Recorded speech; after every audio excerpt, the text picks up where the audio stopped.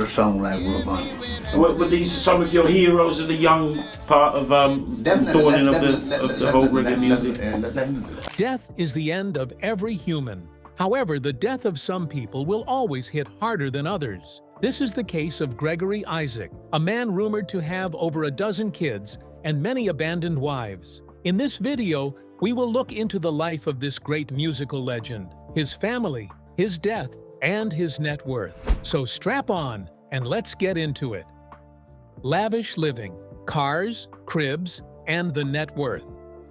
While Gregory Isaacs was popular for his smooth voice, he was also the poster boy for luxurious lifestyle. At the peak of his fame, he lived like a true superstar, splitting his time between lavish homes in Jamaica and the UK. In Jamaica, he had a huge beachfront property. Over in the UK, he had a beautiful modern mansion that showed his taste for high-end living. Cars are another passion that celebrities often subscribe to.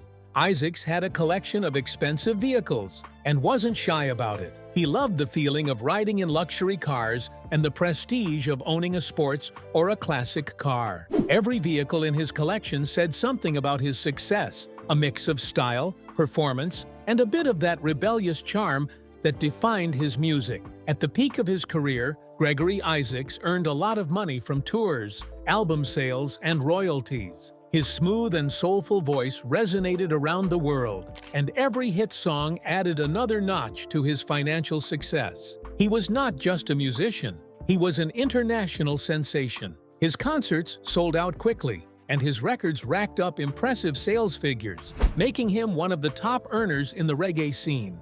However, with great wealth often comes excellent challenges. Despite the peak earnings and lavish lifestyle, financial mismanagement started to dig a wide hole in his pocket in later years. Rumors began to circulate about Isaacs making poor investment choices or spending extravagantly. There were reports of unpaid taxes and disputes with managers and collaborators over royalties, which deepened the financial strain. Slowly, the empire he built on music and charisma began to crumble. By his death, estimates of Gregory Isaacs' net worth varied widely. Some sources suggested that his fortune had dwindled to just a fraction of what it once was, while others whispered of hidden assets that only emerged after his passing. The stark reality was that the net worth that used to be envied by most had declined so much that he was beginning to rack up more debts than he could pay. As for his estate after his demise, there were reports of family disputes over the sharing of his assets, with relatives and former business partners fighting over who deserved what property. His luxury homes, cars, and other possessions became the bone of contention and reasons for legal battles and bitter disagreements. The rise of the cool ruler. As many people have agreed, Gregory Isaacs was more than an artist. He was a reggae giant. He was one of those people who had no strong backing but made it regardless. By the late 1970s, his smooth vocals and deeply emotional lyrics had earned him the nickname, the Cool Ruler, for a good reason.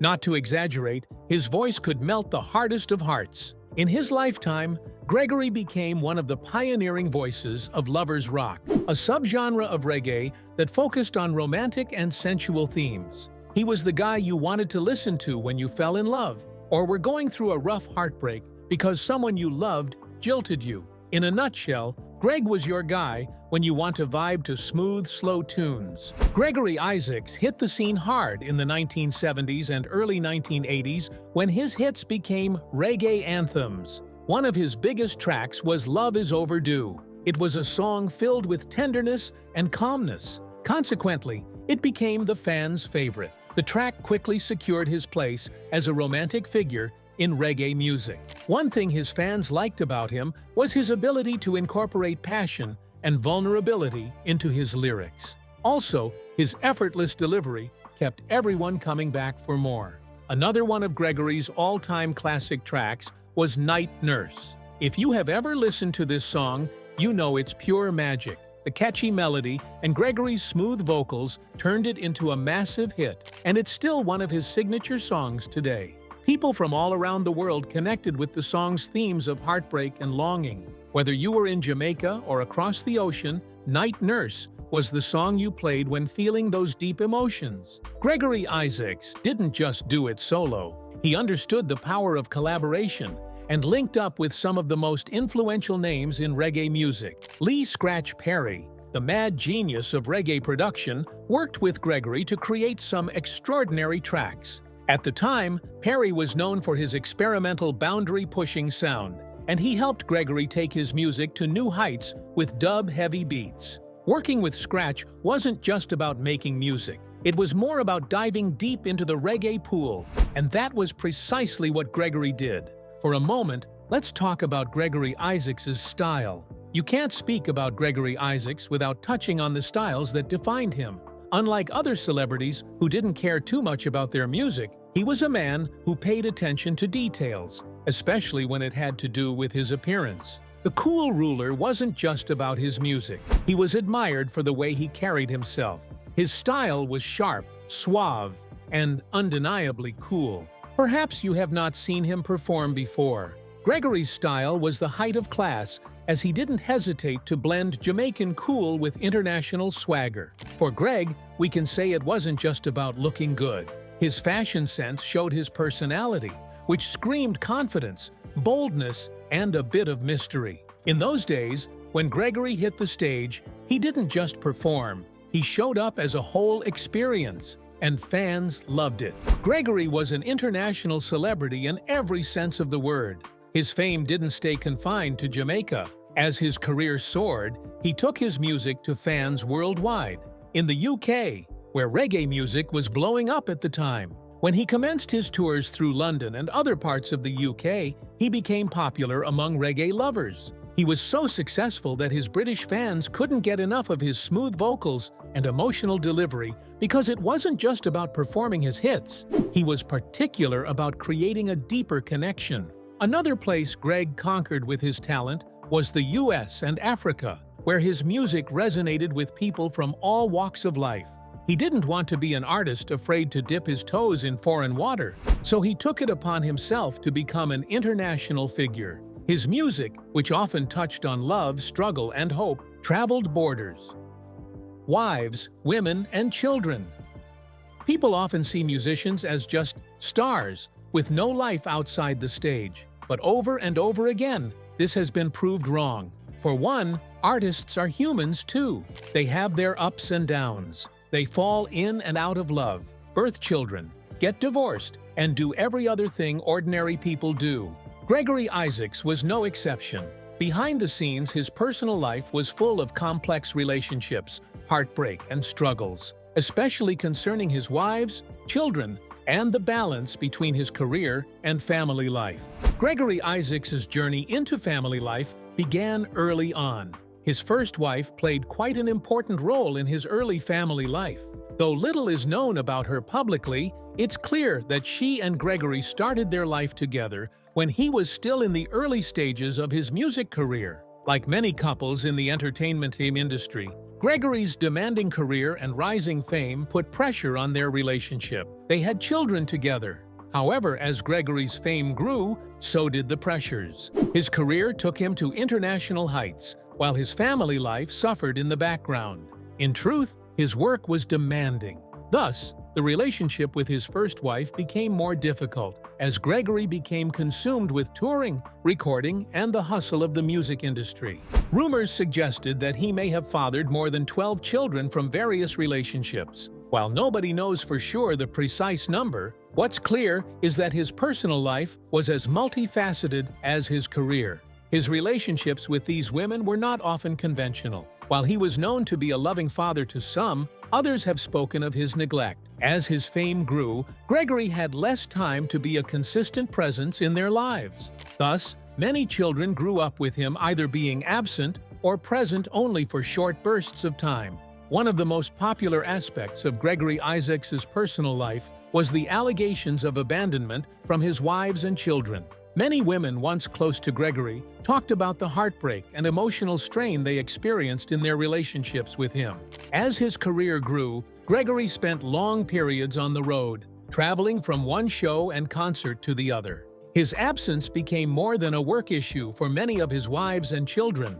It soon dawned on them that he was an emotionally unavailable man. While Gregory was out performing in front of thousands of fans, the women who loved him and the children who needed him were left behind, struggling with feelings of abandonment. The women who, in one way or another, shared a part of their lives with Gregory had a lot to say about the pain of being left behind while he chased his dreams. Some described feeling overlooked and, at times, even forgotten by the person who claimed to love them. The absence of Gregory Isaacs in the home caused resentment, and over time, it took a toll on both his relationships and the emotional well-being of his children. The women who were part of Gregory Isaacs's life during his rise to fame have their own stories to tell. Though many remain silent on the details of their relationships with him, others have shared intimate accounts of how they loved him and how difficult it was to be relegated to the shadows as though they never mattered. One story that made it to the public once came from his first wife, who recalled the joy of their early years together and the growing tension that came with his fame. She spoke of how she felt when Gregory began to change, becoming more focused on his career than their family. She also mentioned the heartbreak she felt when he would return home only to be distant, as his public persona so consumed him. For her, it was a definitive case of how ambition overpowers love. She was left heartbroken as she raised their children without him fully by her side. Other women who came after his first wife experienced the same woes. One woman even revealed how she had to raise their children alone. Despite Gregory's fame and the riches he acquired, his romantic relationships were filled with unfulfilled promises and emotional absence. However, it is pretty surprising that many women still went ahead to have children with him when they knew how busy of a man he was. Perhaps they thought they were different and that he would change for them. Conflicts between career and family. One of the serious issues Gregory had to deal with was the tension between his music career and his family life. This balance is often difficult for many musicians, but Gregory's story was particularly painful because of his deep connection to his family. At this point, it is no news that music wasn't just a job for Gregory, it was his life. However, the price he paid for his success was high. While Gregory was building his legacy in music, his family was often left to fend for themselves. Yes, he was making money, but he was often physically and financially absent. Consequently, he had to leave his wives and children to deal with the weight of his fame and the emotional gaps his absence created. Family matters became secondary to his commitments to the stage and his fans. For many of the women who loved him, this imbalance created a sense of unresolved issues that ultimately led to his relationships falling apart. His inability to properly balance these two sides of his life left a lasting impact on his children. Many of them were sincere when they spoke about their relationship with him. They didn't mince words as they revealed that while they loved their father, his emotional unavailability and absence during key moments in their lives created deep wounds that could only be healed with time. For some, it wasn't just about missing their dad. They also felt abandoned by the man supposed to be their protector and provider. Despite the pain of his absence, some of Gregory Isaacs's children have spoken out about the love they still feel for him, even with all the turmoil in their family life. Some children have talked about how they remember him fondly when he was present, recalling moments of genuine affection and memories of him showing care when he could. However, the scars of growing up with such a distant father figure cannot be easily erased for many. Some children recall the difficulty of seeing their father as a stranger when he would come home after months away. Others recall how hard it was to explain to their peers why their father wasn't around to support them during milestones in their lives. But even with this pain, some children have openly expressed a deep respect and admiration for Gregory as an artist and father in their way. The scandals and the struggles. Truly, Gregory Isaacs may have been the cool ruler on stage. However, behind the scenes, his life was anything but smooth. As his fame grew, so did his demons. The same voice that made women swoon and fans cheer also belonged to a quietly spiraling man. Issues like substance addiction, arrests, and legal issues all began to tint his image and music career. One of Gregory's biggest struggles was his battle with substance use. Many artists, despite their talents, cannot sing or perform without popping some pills or sniffing some substance. Greg, too, got lured into this lifestyle until he got addicted. He began using hard substances in the early 1980s, just as his career was reaching international heights. What started as a recreational escape soon took over his life. Fans noticed the change because he missed shows, slurred performances, and above all, a visible decline in his health. As if the lapses were not enough, he was arrested numerous times in Jamaica and the UK on substance-related charges. He was reportedly arrested over 25 times in just a few years. The arrests weren't just embarrassing, they chipped away at his career and credibility. News outlets started writing stories on him, and before long, they started referring to him with funny names that did more damage to his career. In 1987, Gregory was sentenced to 6 months in a Jamaican prison for possession of unlicensed firearms and hard substances. It was a period that opened his eyes to many things that he had until then been blinded to. The man who was once praised as the future of reggae was now fighting to stay out of jail and off the streets. The addiction took a toll not just on his freedom,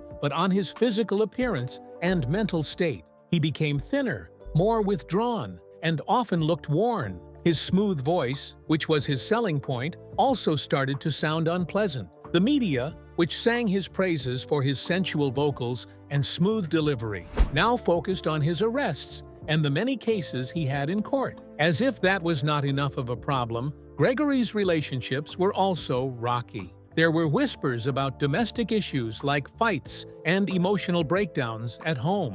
While some of these stories were indeed exaggerated by tabloids because they thrived on drama, there's no doubt that his addiction put a huge strain on his relationships with those close to him. Since he wasn't exactly there for his kids and women, most of them had gone their separate ways. And as a result, he often felt isolated, even among people who loved and cared for him. Friends said he struggled with trust, and the paranoia that often accompanies substance addiction didn't help. The press made a 360 from being his cheerleader. In an instant, they turned critical. Tabloids loved to paint him as the fallen star, the man who had it all and lost it to hard substance and bad decisions. His one-time powerful public image began to fade. Even fans started questioning whether he would ever make a true comeback. His interviews grew less frequent, and when he did speak, he sometimes appeared distant or dazed. It was heartbreaking for those who remembered the smooth-talking,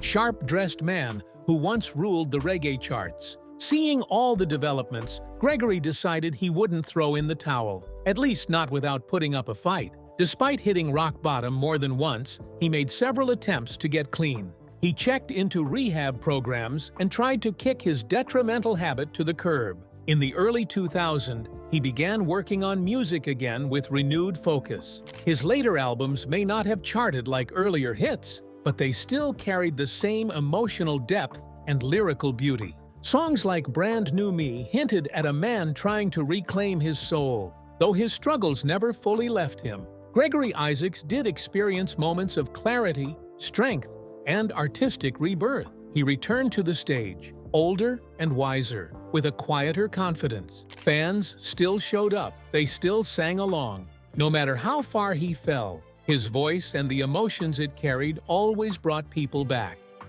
The final years of Gregory Isaacs. In the last days of Gregory Isaacs' life, the renowned reggae legend faced a far tougher battle than any career setback. He was diagnosed with lung cancer.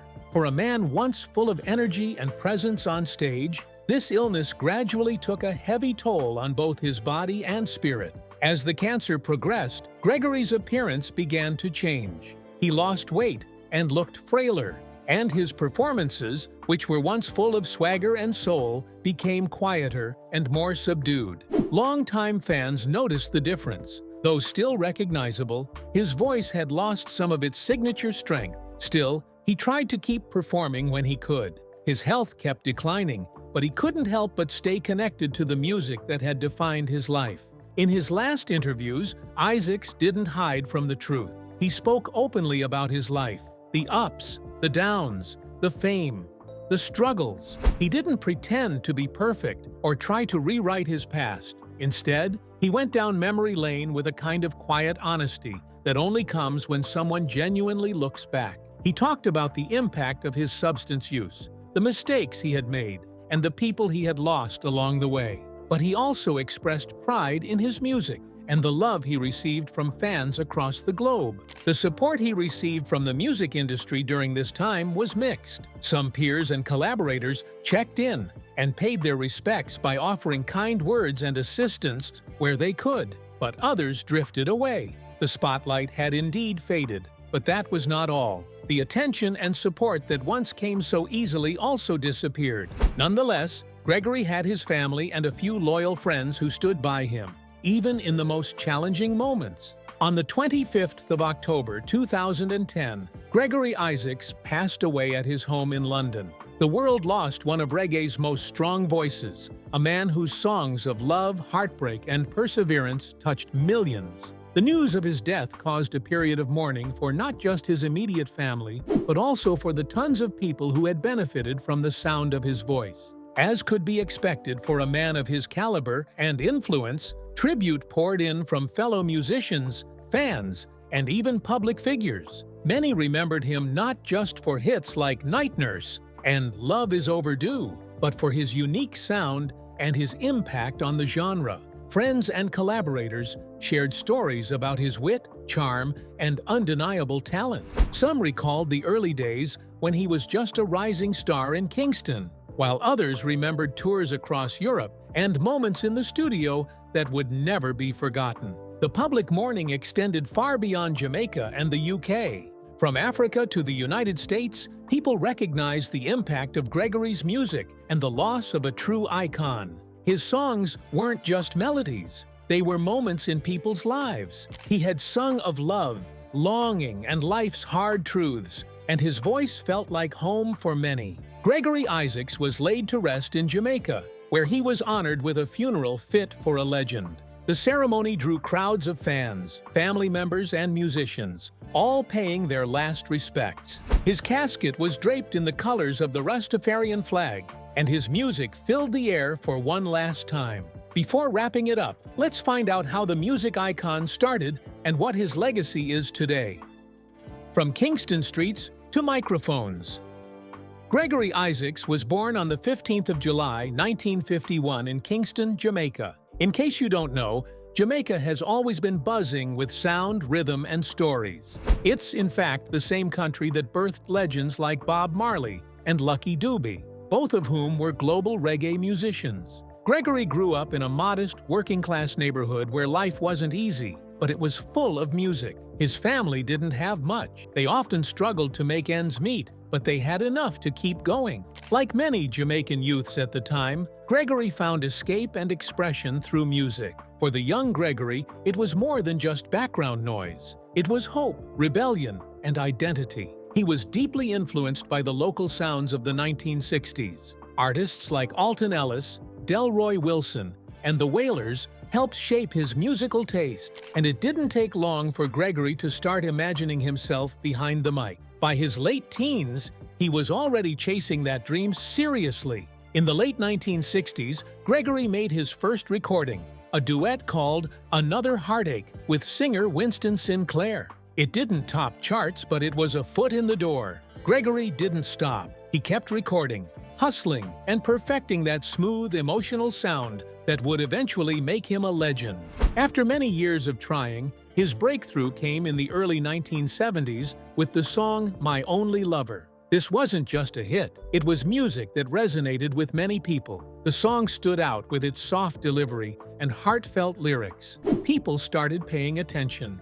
His fan base grew, and his voice, which was soft, soulful, and painfully honest, began to travel far beyond Jamaica. But then, Gregory didn't just want to sing, he wanted control. So, in the 1970s, he co-founded African Museum, his record label. This move gave him more power over his music, something not many Jamaican artists had back then. Gregory released his records through the African Museum and helped other artists get their music out too. He kept doing this even though he wasn't making much profit. Greg knew his payday would come, so he did not falter. He kept singing, developing talents, and generally doing what he liked. The music that lives on. Even after his passing, Gregory Isaacs' music continues to sound through the halls of reggae history. When some people die, they are forgotten after some time, but that was not the case with the Cool Ruler. Gregory Isaacs is not one of those people to be overlooked because he helped mold the sound of lovers rock. Not only did he help found it, but he invested in it so much that it left a permanent mark on dancehall and roots music. Due to his impact, many youngsters found themselves doing music and following in his path. Artists like Beres Hammond, who often credits Gregory as one of his inspirations, have carried the torch for romantic reggae. At the same time, younger stars like Chronix and Protoji have nodded to Isaac's influence in interviews and music. Even international musicians across genres have sampled his timeless tracks or drawn inspiration from his sound and style. For example, songs like Night Nurse and Rumors are still streamed by millions every year and regularly appear in film soundtracks, playlists, and DJ sets worldwide. Gregory's impact has also been kept alive through the Gregory Isaacs Foundation, which was created to honor his memory and give back to the community. The foundation supports youth programs, music education, and other initiatives to assist those struggling with addiction. Remember, this was the same issue Gregory battled throughout his life. Across Jamaica and beyond, murals and plaques celebrate his contributions. Even in Kingston, where he hailed, there are street arts to tribute concerts in London. His legacy is not just preserved, it's celebrated. Posthumous awards, such as Lifetime Achievement Honors and musical tributes, have ensured he remains in the conversation about the greatest reggae artists ever. During his days, Gregory Isaacs gave the world over 500 albums with a voice full of soul and songs that still sway hearts. What do you think of Gregory Isaacs and his music? Have you listened to any of his songs? Let us know in the comments. If you enjoyed this video, like, share, and subscribe to this channel. Before you go, click on the video displayed on your screen.